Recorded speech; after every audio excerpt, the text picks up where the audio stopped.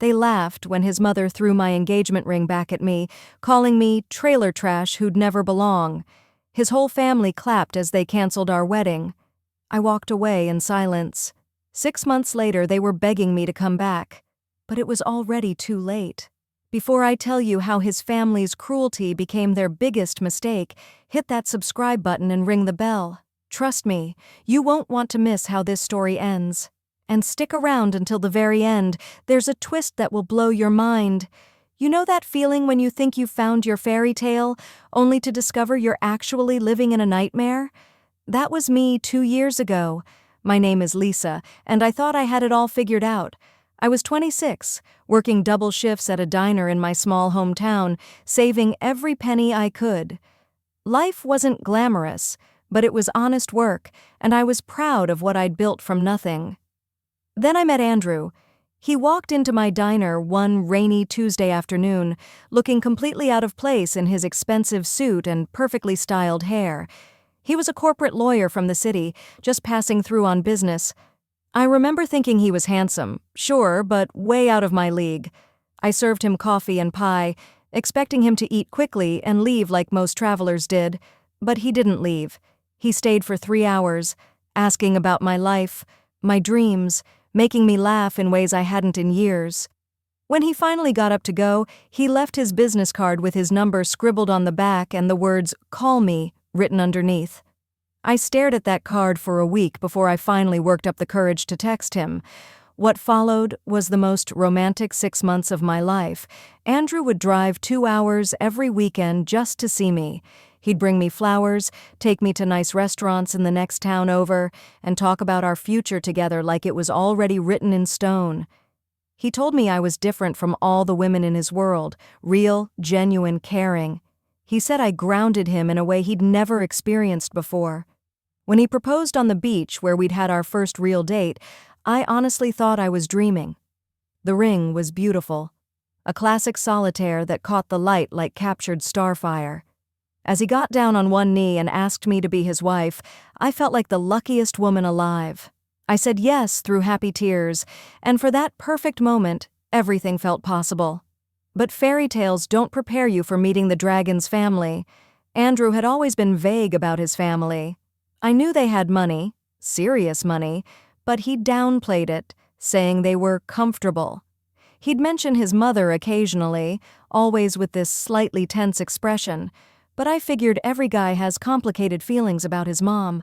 I had no idea what I was walking into when he finally invited me to meet them at the family estate. The first red flag should have been the word estate. When we pulled up to the iron gates and drove down a winding driveway that seemed to go on forever, I felt my stomach drop. The house, no, mansion, looked like something from a movie.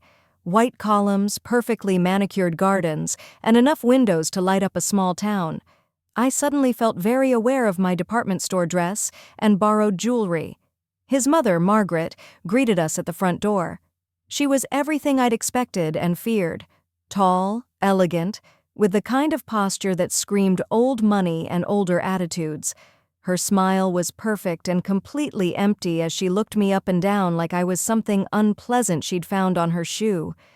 "So, you're the girl Andrew's been telling us about," she said, and somehow managed to make "girl" sound like an insult. How quaint. The dinner that followed was like a masterclass in passive aggression. Every question was designed to highlight how different I was from their world. Where did I go to school?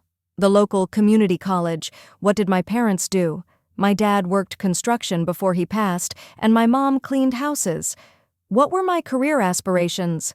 I wanted to maybe open my own restaurant someday if I could save enough money. With each answer, I watched their faces grow more disapproving. Andrew's father barely spoke to me at all, just nodded politely and returned to his steak. His sister Caroline kept asking about my little diner in that tone people use when they're trying to be nice about something they consider beneath them. But it was Margaret who really perfected the art of the elegant insult. "How wonderful that you're so ambitious," she'd say with that same empty smile. Or, "It must be so refreshing for Andrew to meet someone so down to earth." Every compliment felt like a slap wrapped in silk. Andrew seemed oblivious to it all. When I tried to talk to him about it later, he brushed off my concerns. "They're just old-fashioned," he said. "They'll warm up to you once they get to know you better."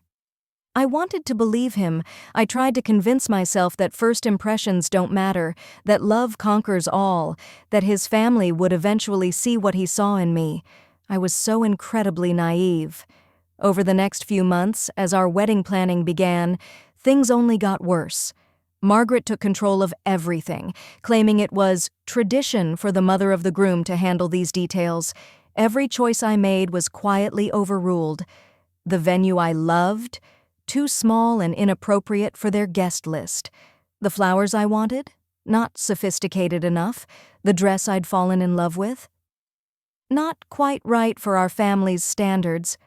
I felt like a spectator at my own wedding. When I tried to speak up, Andrew would give me that same line about keeping the peace and not making waves. "It's just one day," he'd say. "Let her have this, and then we'll have the rest of our lives together." But I was starting to realize that this wasn't about one day. This was about the rest of my life being dictated by people who saw me as fundamentally less than them. The breaking point came at our rehearsal dinner. It was held at the country club where Andrew's family had been members for 3 generations. I wore the nicest dress I owned, a simple black number I'd splurged on for the occasion, but I still felt underdressed, surrounded by women dripping in diamonds and designer everything. I was trying my best to make conversation with some family friends when I overheard Margaret talking to a group of her society friends near the bar. I wasn't intentionally eavesdropping, but her voice carried, and what I heard made my blood run cold. "I just don't understand what Andrew sees in her," she was saying. "I mean, she's sweet enough, I suppose, but she's so ordinary. She waitresses at some little diner, for heaven's sake. Can you imagine her at the charity galas, the board meetings? She'll be completely out of her element." One of her friends laughed. "Well, maybe it's just a phase. Young men sometimes need to get these rebellious streaks out of their system before they settle down with someone appropriate." "Oh, I certainly hope so," Margaret replied. "I've been very patient, but honestly, the girl has no breeding, no education, no connections. She's trailer trash trying to marry up, and everyone can see it. I just pray Andrew comes to his senses before it's too late." The words hit me like a physical blow. Trailer trash. I stood there, frozen, as the women continued their character assassination of me, just 20 feet away from where I was supposed to be celebrating my upcoming marriage. I felt sick, humiliated, and suddenly crystal clear about what my future would look like if I went through with this wedding. I walked away from that conversation and found Andrew, who was laughing with his groomsmen about some golf game. I pulled him aside and, as calmly as I could, told him what I'd overheard. I expected outrage. I expected him to march over there and defend me. I expected him to finally stand up to his mother and choose me. Instead, he looked uncomfortable and said, "Lisa, she didn't mean anything by it. She just needs time to adjust. You're being too sensitive, too sensitive." Those 2 words broke something inside me that I didn't even know was still holding on. I realized in that moment that Andrew would never choose me over his family's approval. He loved the idea of me, the sweet, simple girl who made him feel noble and grounded, but he didn't love me enough to fight for me when it mattered.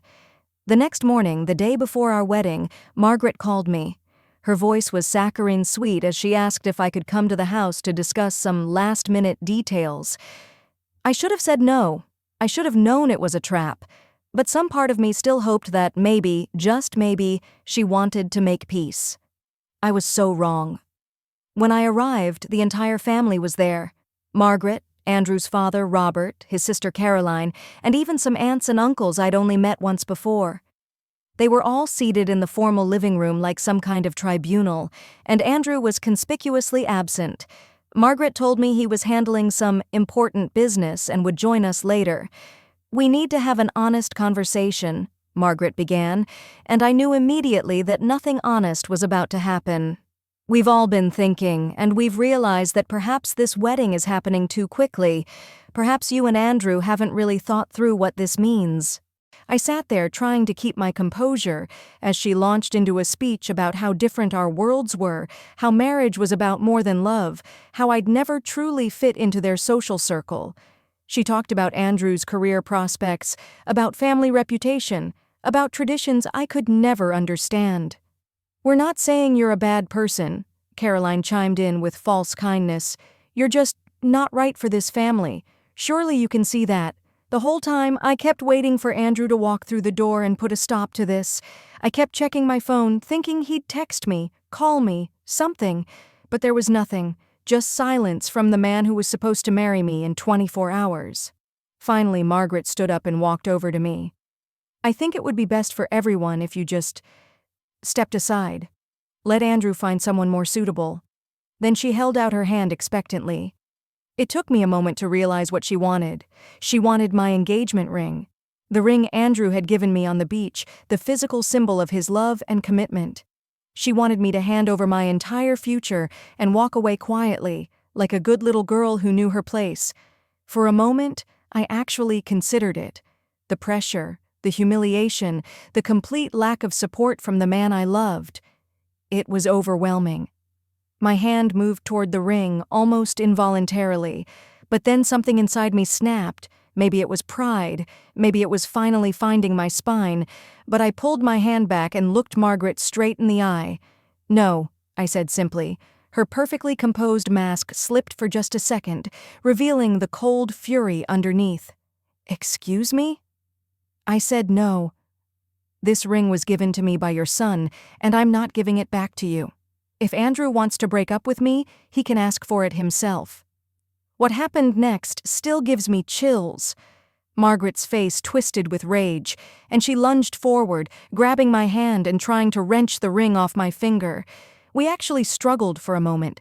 This dignified society matron and me, fighting over a piece of jewelry like children. "You little gold-digging trash," she hissed as she finally managed to pull the ring free. "Did you really think you belonged here? Did you honestly believe someone like you could ever be worthy of my son?" The room erupted in approval. Caroline actually started clapping, and someone, I think it was one of the uncles, said, "About time someone put her in her place." They were celebrating my humiliation like it was a victory they'd all worked toward. Margaret held up the ring like a trophy. "The wedding is canceled," she announced to the room's cheers. "I'll handle informing the vendors and guests. As for you," she turned back to me with disgust, "I suggest you pack your things and go back to wherever you came from. You were never welcome here." I stood there for a moment, surrounded by these people who had just torn my life apart, and felt something shift inside me. The hurt was still there, the humiliation was crushing, but underneath it all was a growing sense of clarity. These people had just shown me exactly who they were, and I was finally seeing them clearly. I didn't cry. I didn't scream. I didn't beg or plead or try to defend myself. I simply picked up my purse, looked around the room at all their smug, satisfied faces and said, "You're right. I don't belong here. Thank you for helping me see that." And then I walked out. I drove home in a daze, my phone buzzing constantly with texts and calls that I ignored. When I finally got to my apartment, I found Andrew waiting outside. He looked panicked, guilty, and completely overwhelmed. "Lisa, thank God," he said, rushing toward me. "I just found out what happened. I'm so sorry. My mother had no right to do that. We can fix this. We can still have the wedding tomorrow." I looked at this man I thought I would spend my life with and felt nothing but exhaustion. "Where were you, Andrew?" "What do you mean?" "When your family was humiliating me, degrading me, calling me trash, where were you?" He shifted uncomfortably. "I was handling some business calls. I didn't know what they were planning. But you knew they didn't approve of me.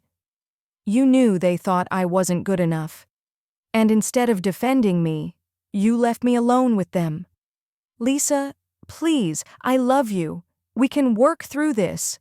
I shook my head. "No, we can't. Because this isn't about your family, Andrew. This is about you. You had a choice between me and their approval, and you chose them. You'll always choose them." He tried to argue, to convince me that things would be different, but I was done. I was done being the girlfriend who had to prove herself worthy. I was done being the fiancé who wasn't quite good enough. I was done shrinking myself to fit into spaces where I was never welcome. The next 6 months were the hardest of my life. I went through all the stages of grief, denial, anger, bargaining, depression, but I also went through something else. I went through a transformation that I never could have imagined. It started with a letter that arrived 3 weeks after the canceled wedding.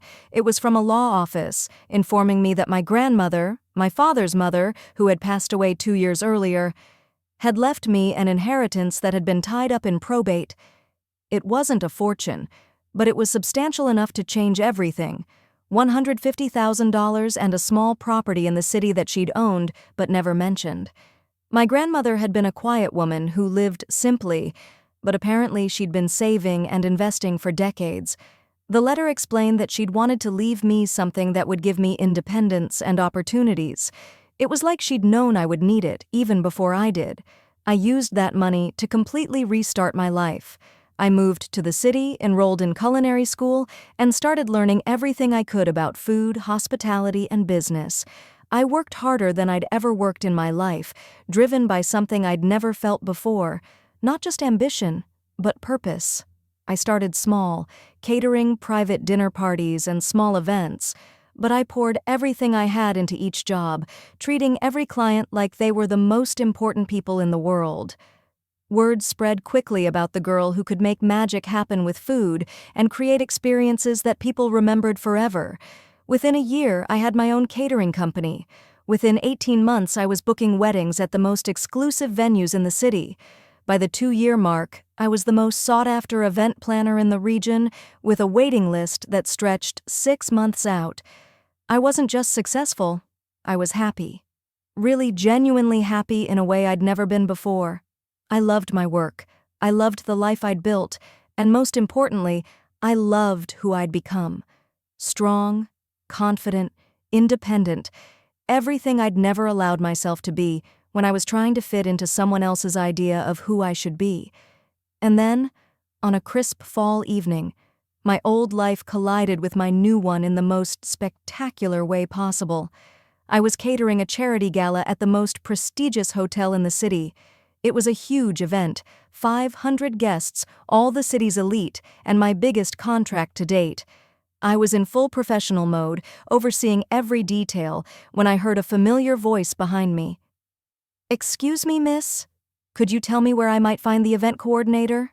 I turned around and there was Robert, Andrew's father, looking exactly the same, but somehow smaller than I remembered. He didn't recognize me at first. Why would he? The last time he'd seen me, I was a scared small-town girl in an off-the-rack dress. Now I was wearing a designer suit, my hair was styled perfectly, and I carried myself like I belonged in rooms like this. "I'm the event coordinator," I said calmly. "How can I help you?" The recognition dawned slowly across his face. His mouth actually fell open. "Lisa? Lisa, oh my God. It's Ms. Johnson now, actually," I said with a professional smile. "I understand you had a concern about the event?" He stammered and stuttered, clearly thrown off balance. No, what are you doing here?" "I'm working. This is my company. We're handling tonight's gala. Is there something specific you need, or can I get back to ensuring your evening is perfect?" Before he could answer, I heard another voice, one that made my stomach tighten despite myself. "Dad, what's taking so long?" "Mom wants to know if you found someone to handle the wine situation." Andrew appeared at his father's side and stopped dead when he saw me. He looked older, more tired than I remembered. There were lines around his eyes that hadn't been there 2 years ago, and his smile, the one that had once made my heart skip, looked forced and brittle. "Hello, Andrew," I said, maintaining my professional composure. "Lisa." He said my name like he was testing whether it was real. How, you look amazing." "Thank you." Now, about that wine situation? I handled their request with perfect professionalism, fixed the problem they'd been worried about, and went back to running my event. but I could feel their eyes on me all night, and I could see them huddled in conversations with other family members, all of them shooting glances in my direction. The event was a massive success. Everything went perfectly. The clients were thrilled, and I knew I'd just solidified my reputation with the city's most influential people. As I was overseeing the cleanup, Margaret approached me. She looked exactly the same, perfectly put together, coldly elegant, but there was something different in her eyes, something that looked almost like uncertainty. "Lisa," she said, and for the first time in all the time I'd known her, her voice wasn't dripping with condescension. "I had no idea that you'd become successful?" I supplied helpfully. She flushed slightly. "Yes, successful. This event was, well, it was flawless, truly impressive." "Thank you. I'm glad you enjoyed it." There was an awkward pause, and I could see her struggling with what to say next. Finally, she took a breath and said, "I was wondering if we might be able to discuss some business. We're planning Caroline's wedding next spring, and after seeing what you did here tonight..." I almost laughed. Almost. The same woman who had called me trailer trash and ripped my engagement ring off my finger was now trying to hire me to plan her daughter's wedding. "I'm sorry," I said with genuine regret in my voice, "but my calendar is completely booked through next year. I have a waiting list, but I'm not sure when I'll have an opening." It wasn't entirely true. I could have made room if I'd wanted to, but the truth was I didn't want to. I had no interest in being their hired help, no matter how much they were willing to pay. Over the next few months, they kept trying. Robert called my office several times, always with some excuse about wanting to discuss business opportunities. Margaret sent flowers with notes about how impressed she'd been with my work. Caroline actually showed up at my office one day, trying to charm me into taking on her wedding, but the most persistent was Andrew. He started showing up at events I was working, always with some excuse about being there on business. He'd try to strike up conversations, asking about my life, telling me how proud he was of what I'd accomplished, hinting that he'd made a mistake. It all came to a head at a corporate party I was catering downtown. I was in the kitchen, putting finishing touches on the dessert course, when Andrew cornered me. "Lisa, we need to talk," he said, blocking my path to the dining room. "I'm working, Andrew." "This isn't the time or place." "It's never the time or place with you anymore," he said, and there was frustration in his voice. "You won't return my calls, you won't meet with me, you act like I don't exist." I set down my pastry bag and looked at him directly. "What exactly do you want from me?" "I want to fix this. I want to fix us." He moved closer, and I could smell his familiar cologne, see the desperation in his eyes. "I made a mistake, Lisa. The biggest mistake of my life. I should have stood up for you. I should have chosen you over my family." "Yes," I said simply. "You should have. I know that now. I've known it every day since you walked out. I miss you. I miss us. I miss the way you made me feel like I could be better than I was." For just a moment, I felt a flicker of the old feelings. This was the man I'd loved, the man I'd planned to marry, the man I'd thought was my forever. But then I remembered the girl I'd been, small, insecure, always trying to prove herself worthy of love, and I looked at who I was now, successful, confident, complete on my own. "Andrew," I said gently, "I'm not that girl anymore. The girl who needed your approval, who would have been grateful just to be chosen, she's gone. I don't need you to make me feel worthy. I already know I am." "I know that," he said quickly. "That's part of what I love about you now. You're stronger, more confident. You've become everything I always knew you could be. I became these things without you. In spite of you, actually. In spite of your whole family." His face fell. "Lisa, please, give me another chance. Give us another chance. I'll do things differently this time. I'll stand up to my family. I'll choose you." I studied his face, this man who had once been my whole world, and felt nothing but a kind of distant sadness. "The problem isn't that you didn't choose me then, Andrew. The problem is that I had to be someone you needed to choose. The right person wouldn't have put me in that position in the first place. Before he could respond, my assistant appeared in the doorway. "Lisa? There's someone here who'd like to speak with you." I excused myself and walked into the main event space, where I found a man I'd been secretly seeing for the past 3 months. Daniel was everything Andrew wasn't: confident without being arrogant, successful without being entitled, and most importantly, he saw my strength as an asset, not a threat to be managed. He was also, coincidentally, Andrew's biggest professional rival. They worked for competing firms and had been battling over major clients for years.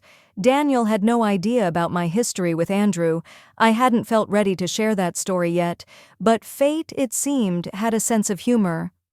"I hope you don't mind me stopping by," Daniel said, wrapping his arms around me in a way that was both affectionate and clearly possessive.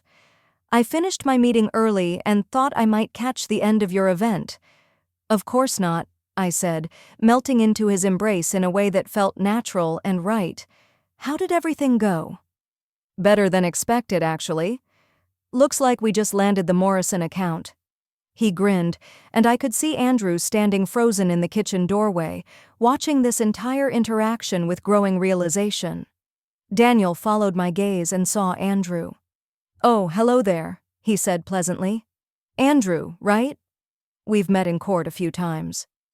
"Daniel," Andrew managed, his voice strained. "Small world," Daniel continued, oblivious to the tension crackling in the air. "I had no idea you knew Lisa." I could see the exact moment Andrew put the pieces together, that I was not only successful and happy without him, but I was with someone who represented everything he'd lost. Someone who was his professional superior in every way that mattered.